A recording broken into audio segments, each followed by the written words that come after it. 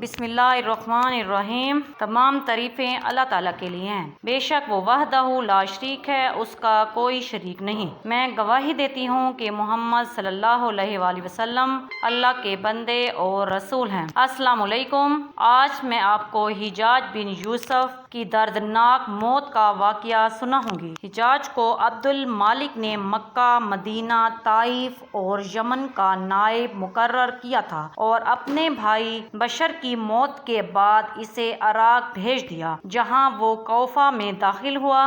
ان علاقوں میں 20 سال تک حجاج کا عمل دخل رہا۔ اس نے کوفہ میں بیٹھ کر زبردست فتوحات حاصل کی۔ اس کے دور میں مسلمان مجاہدین چین تک پہنچ گئے۔ حجاج بن یوسف نے قرآن پاک پر اعراب لگوائے۔ اللہ تعالیٰ نے اسے بڑی فصاحت اور بلاغت اور شجاعت سے نوازا تھا۔ حجاج حافظ قرآن تھا، شراب نوشی اور بدکاری سے بچتا تھا۔ وہ جہاد کا دہنی اور فتوحات کا حریص تھا، مگر اس کی تمام اچھائیوں پر اس کی ایک برائی نے پردہ ڈال دیا تھا، اور وہ برائی تھی سعید بن جبیر کا ناحق قتل۔ ایک طرف موسیٰ بن نصیر اور محمد بن قاسم کفار کی گردنیں اڑا رہے تھے، تو دوسری طرف حجاج خود اللہ کے بندوں، اولیاؤں اور علماء کے خون سے ہولی کھیل رہا تھا۔ حجاج نے کم و بیش 1,20,000 انسانوں کو قتل کیا۔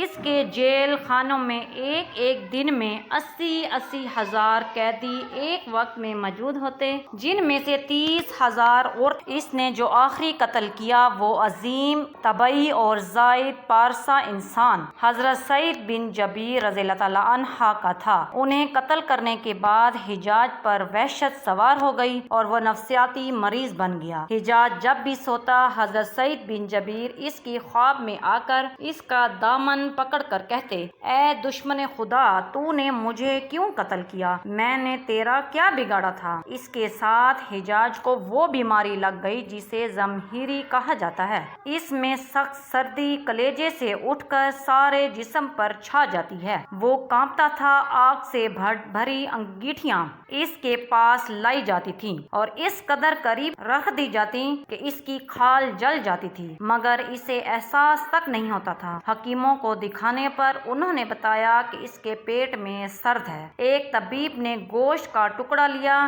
اور اسے دھاگے کے ساتھ باندھ کر حجاج کے حلق میں اتار دیا۔ تھوڑی دیر بعد دھاگے کو کھینچا تو اس گوشت کے ٹکڑے کے ساتھ بہت عجیب نسل کے کیڑے لگے ہوئے تھے۔ ان سے اتنی بدبو آ رہی تھی کہ جو پورے 1 مربع میل کے فاصلے پر پھیل گئی۔ درباری اٹھ کر بھاگ گئے۔ حکیم بھی بھاگنے لگا۔ حجاج بولا، تم کہاں جاتے ہو؟ حکیم بولا، تیری بیماری زمینی نہیں، آسمانی ہے، اللہ تعالیٰ سے پناہ مانگ۔ حجاج جب ہر طرح کی تدبیروں سے مایوس ہو گیا تو اس نے حضرت حسن بصری رحمۃ اللہ علیہ کو بلایا اور ان سے دعا کی درخواست۔ وہ حجاج کی یہ حالت دیکھ کر رو پڑے اور فرمانے لگے، میں نے تجھے منع کیا تھا کہ نیک بندوں کے ساتھ چھیڑ چھاڑ نہ کر، ان پر ظلم نہ کر، مگر تو باز نہیں آیا۔ حضرت سعید بن جبیر رضی اللہ تعالیٰ عنہ کی وفات کے 40 دن بعد حجاج کی بھی موت ہو گئی تھی۔ جب دیکھا کہ بچنے کا کوئی امکان نہیں تو قریبی عزیزوں کو بلایا،